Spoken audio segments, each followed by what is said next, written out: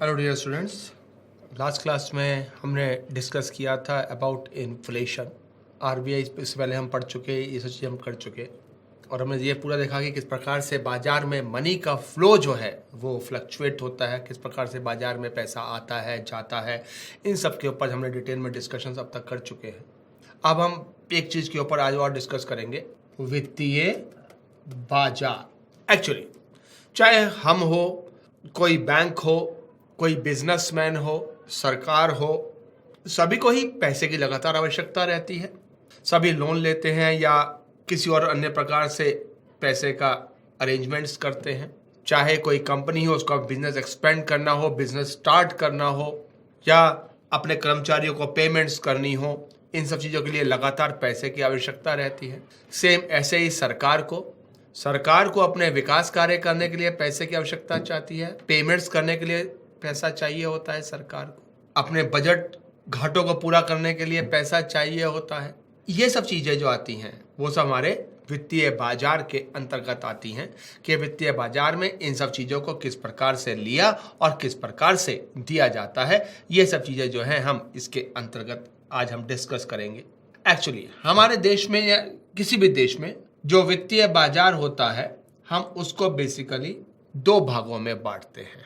एक होता है हमारा मनी मार्केट, मुद्रा बाजार, और दूसरा होता है हमारा कैपिटल मार्केट, पूंजी बाजार।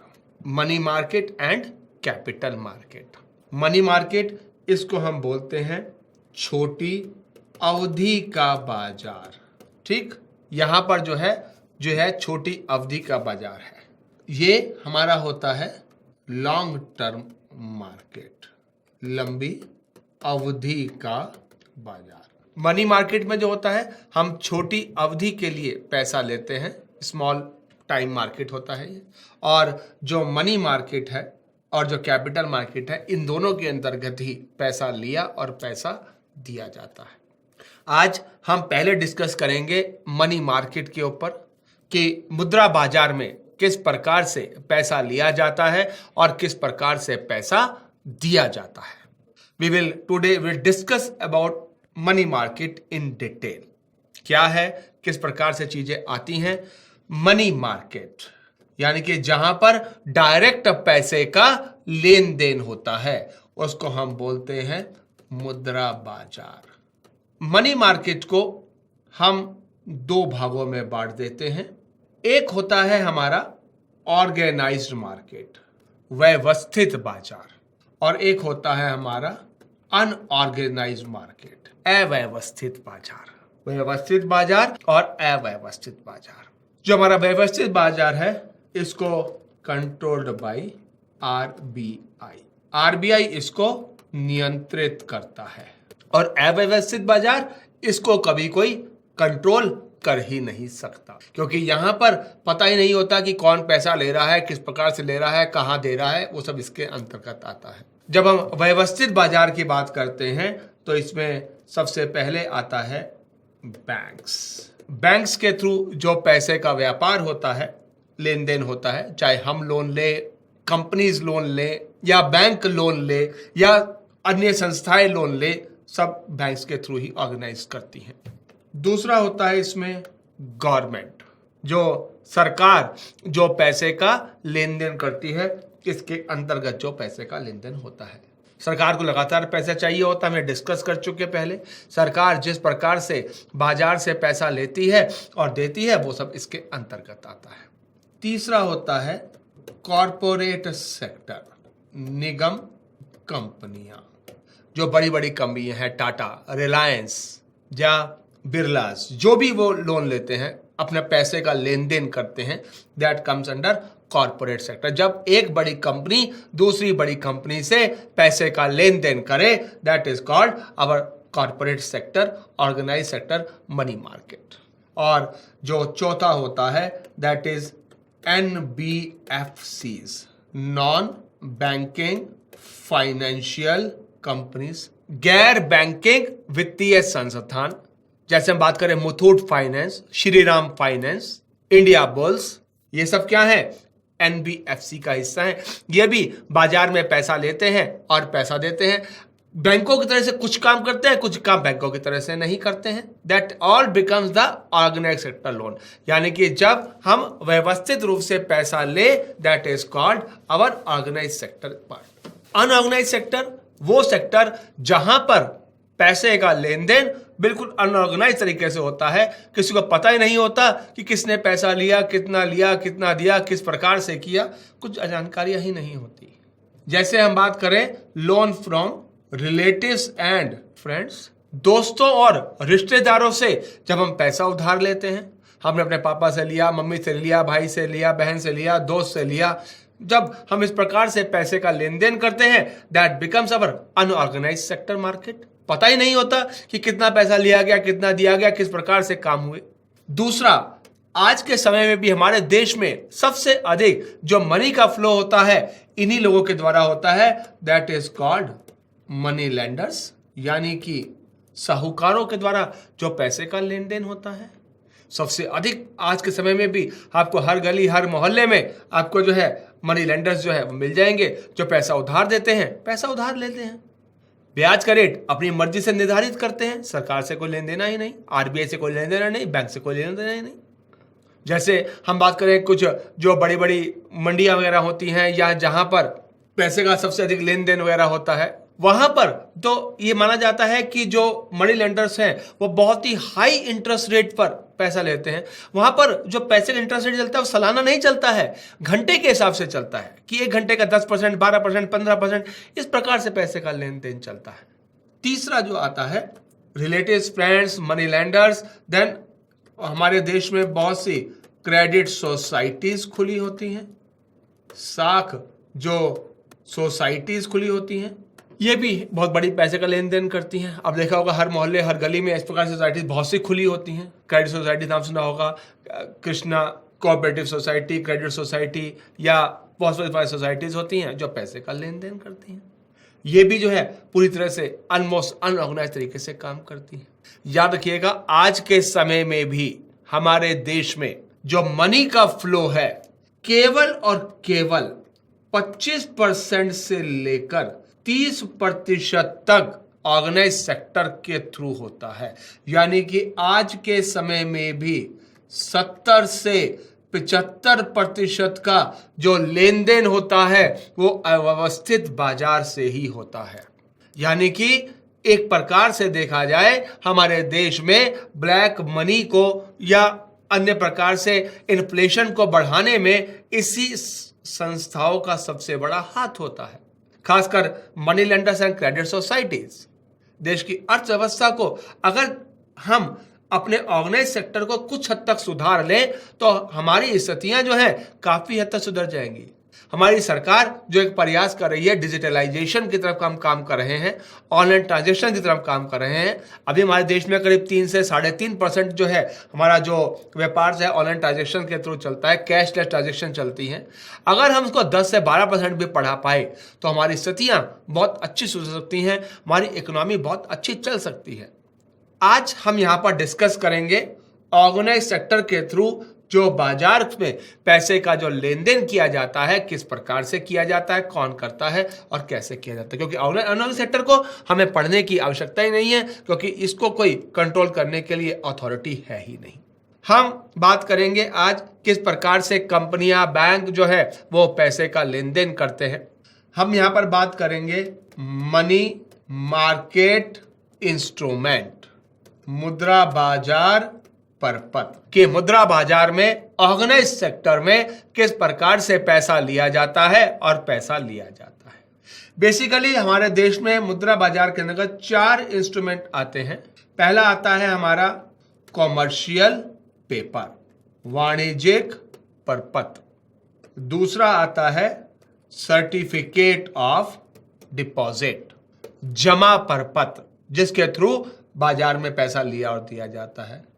तीसरा आता है सबसे इंपॉर्टेंट और सबसे अधिक पैसे, बहुत अधिक मात्रा में इससे भी पैसे का लेन देन किया जाता है और एग्जाम्स में बहुत कॉमनली पूछा जाता है, ट्रेजरी बिल्स, जिसको हम नाम देते हैं टी बिल्स, खजाना बिल। और चौथा होता है कैश मैनेजमेंट बिल, नगद प्रबंधन बिल।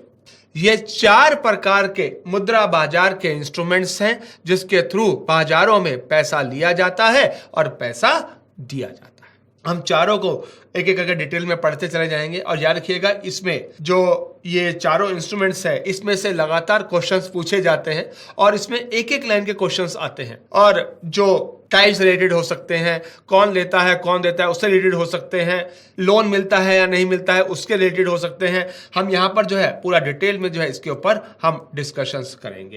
पहले हम बात करेंगे कॉमर्शियल पेपर, वाणिज्यिक परपत्र। इसको हम नाम देते हैं सीपी। यह परपत्र, सबसे इंपॉर्टेंट बता रहा हूं, यह परपत्र कॉरपोरेट कंपनियों द्वारा जारी किए जाते हैं जिन्हें कोई भी कंपनी खरीद सकती है। यह कम से कम रुपया 5 लाख के जारी किए जाते हैं। यह कम से कम 5 लाख के जारी किए जाते हैं जिनकी अवधि 7 दिन से 1 वर्ष तक हो सकती है। ऋण नहीं दिया जा सकता। Commercial paper, commercial papers are issued by corporate companies which can be purchased by any corporate company and these are issued minimum for 5 lakhs, period 7 days to 1 year and loan cannot be sanctioned। यानी कि कोई भी भारतीय company जिसको पैसे की आवश्यकता होगी बिजनेस एक्सपेंशन के लिए या किसी और कार्य के लिए, वो आरबीआई से परमिशन लेकर ये पेपर जारी कर सकती है। और कोई दूसरी कंपनी जो है जिसके बाद पैसे एक्सेस में है, उसके बाद रिजर्व फंड पड़ा हुआ है, वो इसको खरीद सकती है और उसके बदले में इसको ब्याज मिल जाएगा जिससे कंपनी को भी बेनिफिट हो जाएगा। लेकिन कोई कंपनी जब इसको जारी करेगी तो कम से कम 5 लाख का जारी करेगी, 5 लाख से नीचे का जारी नहीं हो सकता। याद रखिएगा, बहुत छोटी मात्रा में नहीं होते। जब मान लीजिए कोई कंपनी को पैसे चाहिए होता है तो वो 500 करोड़, 700 करोड़, 1000 करोड़, इतने करोड़ का जारी करती है, लेकिन कम से कम 5 लाख का जारी कर सकती है। पीरियड 7 days to 1 year, यानी कि कंपनी को जब शॉर्ट टर्म के लिए पैसा चाहिए हो तब कमर्शियल पेपर जारी करता है। जैसे हम मान लेते हैं टाटा, मान लीजिए टाटा को अपना बिजनेस एक्सपेंशन के लिए या कुछ और कार्य के लिए कुछ समय के लिए, मान लीजिए 3 महीने के लिए 150 करोड़ रुपया चाहिए, 150 करोड़ रुपया चाहिए। तब उसने क्या किया, लोन लेने के बजाय आरबीआई से परमिशन लिया और अपना एक कमर्शियल पेपर जारी कर दिया कि मुझे 3 महीने के लिए 150 करोड़ रुपया चाहिए, जो मुझे पैसा देगा इस ब्याज की दर पर मैं उसको पैसा जो है 3 महीने के बाद वापस दे दूंगा। अब मान लीजिए कोई कंपनी है, मान लीजिए हम बात करें रिलायंस की बात करें, रिलायंस के पास एक्सेस फंड्स पड़ा हुआ है। उसने बोला ठीक है, हम आपको ये फंड्स दे देते हैं 150 करोड़, 3 महीने बाद आप हमें वापस दे दीजिएगा। यानी कि टाटा को रिलायंस ने 150 करोड़ 3 महीने के लिए दिए, दैट इज कॉल्ड, और इसके लिए जो उसने पेपर लिख कर दिया टाटा ने रिलायंस को, that is called commercial paper. यानी कि यहां पर बिजनेस लेन देन जो है हो गई। 3 महीने के बाद टाटा जो है वो पेपर उनसे वापस ले लेगा और उसके बदले में उनको जो पैसा है प्लस इंटरेस्ट जो भी होगा उसको वो वापस कर देगा, that is called commercial paper. लेकिन यहां पर बैंकों को बोला गया है कि मान लीजिए अब रिलायंस ने ये पैसा 150 करोड़ क्या कर दिया, टाटा को दे दिया, उसके बाद टाटा ने उसको कमर्शियल पेपर दे दिया।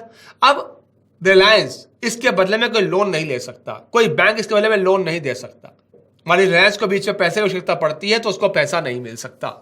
हाँ, वो ये कर सकता है कि इसको किसी और को ट्रांसफर कर दे, क्योंकि नेगोशिएबल इंस्ट्रूमेंट्स होते हैं, प्राग्रम्य परपत्र होते हैं, यानी कि एक व्यक्ति दूसरे को ट्रांसफर किए जा सकते हैं। टाटा रिलायंस को दिया, रिलायंस ने क्या किया, किसी दूसरी कंपनी मान लीजिए बिरला ग्रुप को उसने दे दिया कि 150 करोड़ रुपए का ये पेपर है, मुझे पैसा चाहिए, आप ले लीजिए और 150 करोड़ आप बाद में टाटा से ले लीजिएगा। ये कर सकते हैं, लेकिन बैंक लोन नहीं दे सकता। एक्चुअली बहुत सी कमेटीज बनाई गई आरबीआई के द्वारा, क्योंकि कॉर्पोरेट कंपनीज लोन ले रही हैं, कॉर्पोरेट कंपनीज लोन दे रही हैं, डूबने के चांसेस लगभग ना के बराबर होते हैं, लेकिन फिर भी एक रिस्क फैक्टर है। इसलिए बैंकों को मना किया गया है कि आप इसके अंतर्गत डील नहीं करेंगे। That is called the commercial paper. दूसरा होता है सर्टिफिकेट ऑफ डिपॉजिट्स। जमा प्रपत्र यह बैंकों तथा अन्य वित्तीय संस्थानों के द्वारा जारी किए जाते हैं जिन्हें कोई कंपनी अथवा व्यक्ति खरीद सकते हैं। यह कम से कम 1 लाख रुपए के जारी किए जाते हैं। अगर हम अवधि की बात करें, बैंक 7 दिन से 1 वर्ष के लिए, जबकि अन्य वित्तीय संस्थान 1 वर्ष से 3 वर्ष के लिए जारी कर सकते हैं, ऋण दिया जा सकता है। ठीक, यानी कि जब बैंकों को पैसे की आवश्यकता पड़ी, बैंकों ने क्या किया, आरबीआई से या किसी अन्य वित्तीय संस्थान से पैसा लेने के बजाय उसने पब्लिक से पैसा लेना उचित समझा और उसने अपना सर्टिफिकेट ऑफ डिपॉजिट निकाला, जस्ट लाइक एफडी। कि उसने यहां पर बोला, जनरली क्या होता है, एफडी का मतलब क्या होता है कि हम बैंक के पास गए, हमने बोला कि हमारे पास पैसा है, हमारा पैसा रख लीजिए, और उसके बदले में बैंक ने हमें एक सर्टिफिकेट दे दिया। लेकिन यहां पर उल्टा हो रहा है, यहां पर बैंक कह रहा है कि मुझे पैसे की आवश्यकता है और उसने किसी अपना जो था अपना डिपॉजिट जारी किया और कंपनी ने क्या किया, उनके पास इतना पैसा एक निश्चित समय के लिए जमा करवा दिया और बैंक का भी काम चल गया। यानी कि एक फायदा इससे एक और हुआ कि आरबीआई से पैसा लेने से बदले में यहां पर उन्होंने पब्लिक से ही पैसा लिया या कंपनी से पैसा लिया, यानी कि बाजार में एक्स्ट्रा लिक्विडिटी नहीं आई। क्योंकि अगर मान लीजिए अगर वो आरबीआई से पैसा लेता तो बाजार में क्या हो जाता, बाजार में पैसा और अधिक आ जाता। अब यहां पर बाजार के अंदर ही जो पैसे का लेन देन है उसी के अंदर ही सारे कार्यवाही हुई। बैंक ने एक कंपनी से पैसा ले लिया और एक निश्चित समय के बाद उसको ब्याज सहित जो है पैसा वापस दे दिया।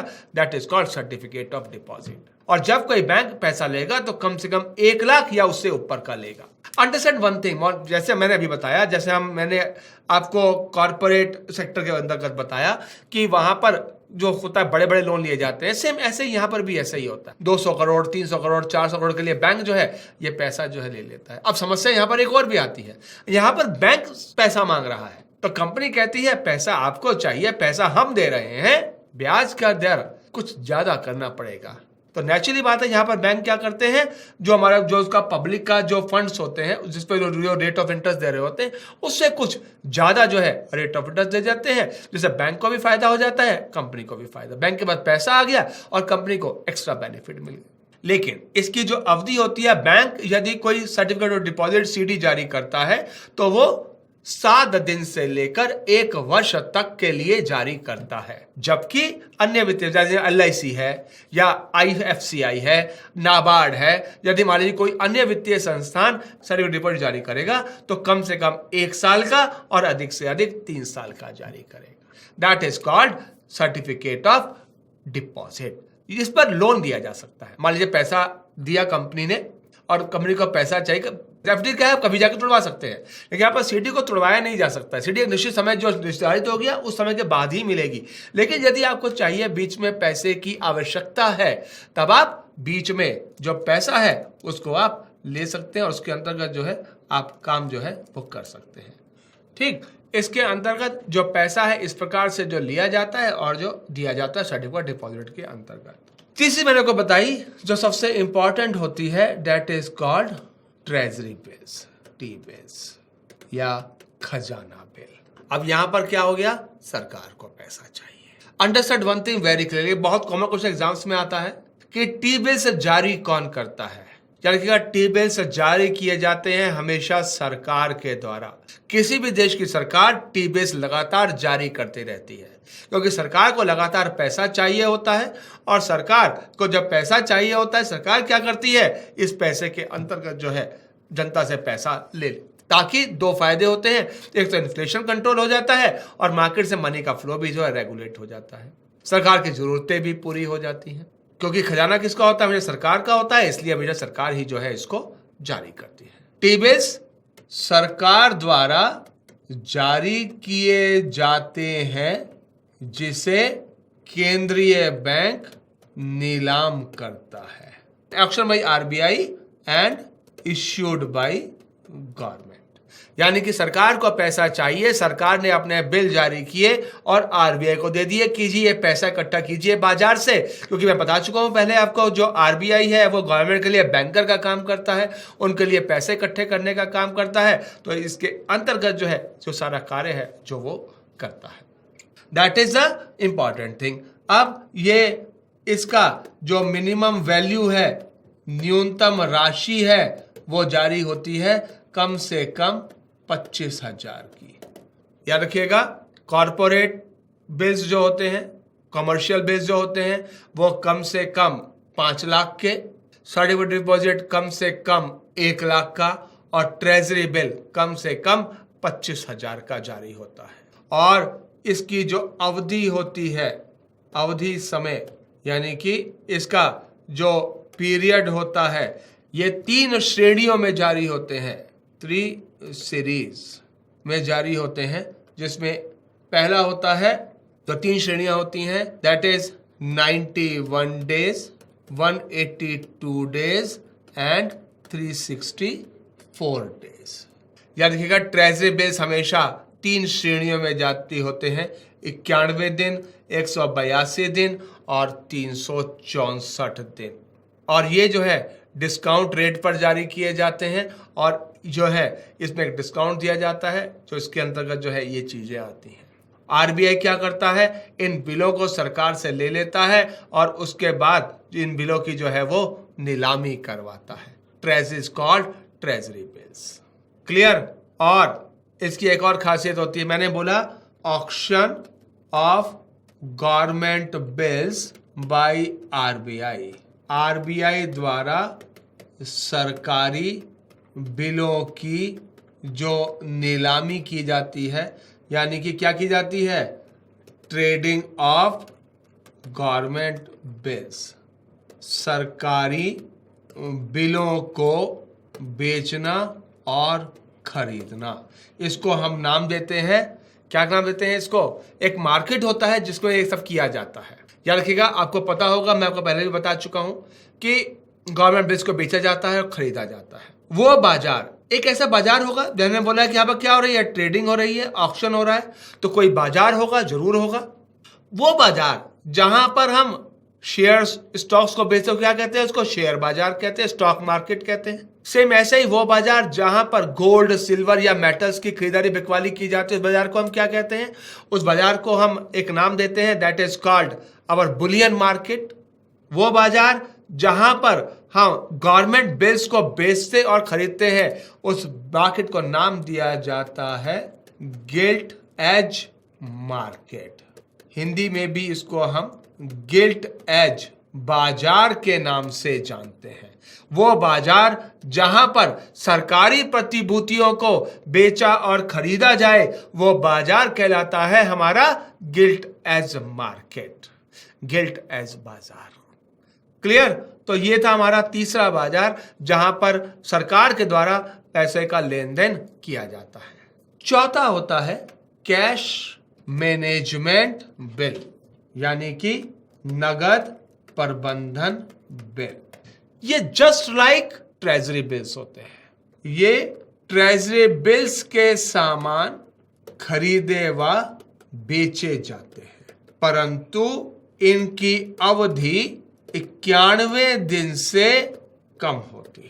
ठीक, यानी कि अब सरकार को कुछ समय के लिए पैसा चाहिए, मान लीजिए उनको इन्फ्लेशन जो है वो कंट्रोल करना है, कुछ समय के लिए इन्फ्लेशन कंट्रोल करना है। अब सरकार क्या करे, किस प्रकार से जो है चीजों को करे, काम करे, दैट इज द रीजन कि यहां पर सरकार ने क्या किया, कैश मैनेजमेंट बिल जारी कर दिए। एक्चुअली पहले यह सुविधा उपलब्ध नहीं होती थी, लेकिन जब मनमोहन सिंह हमारे प्रधानमंत्री बने तब उन्होंने यहां पर गवर्नमेंट में इन्फ्लेशन को कंट्रोल करने के लिए इस पॉलिसी को लेकर आए, ताकि छोटी अवधि के लिए भी बाजार में पैसे का लेन देन किया जा सके और मुद्रास्फीति को नियंत्रित किया जा सके, या सरकार को मान लीजिए छोटी अवधि के लिए पैसा चाहिए तो यहां पर लिया जा सके। यानी कि यहाँ पर भी सरकार के द्वारा ही लेन देन होता है, आरबीआई उसके लिए नीलामी करती है और यहाँ पर जो बिल होते हैं वो 91 दिन से कम किया होगा, यानी कि 1 दिन से लेकर 90 दिन तक जब सरकार पैसा खरीदती लेती है और बेचती है, that is called our cash management.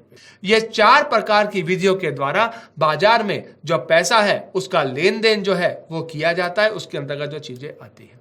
ये था हमारा मुद्रा बाजार का पार्ट कि किस प्रकार से मुद्रा बाजार के अंतर्गत वस्तुएं आती हैं और उसके अंतर्गत जो है वो काम करती है। Thank you very much for today's class. अगली क्लास में हम डिस्कस करेंगे कैपिटल मार्केट के ऊपर, पूंजी बाजार के ऊपर, कि पूंजी बाजार में किस प्रकार से पैसा लिया जाता है और लिया जाता है, जिसको आप सिंपल भाषा में नाम भी देते हैं स्टॉक मार्केट, शेयर बाजार। एक बहुत ही बेहतरीन बाजार जो एक बहुत ही इंटरेस्टिंग टॉपिक के साथ जो है आता है, that we will discuss in our next class. Thank you very much for today's class. Bye. Good day to all of you.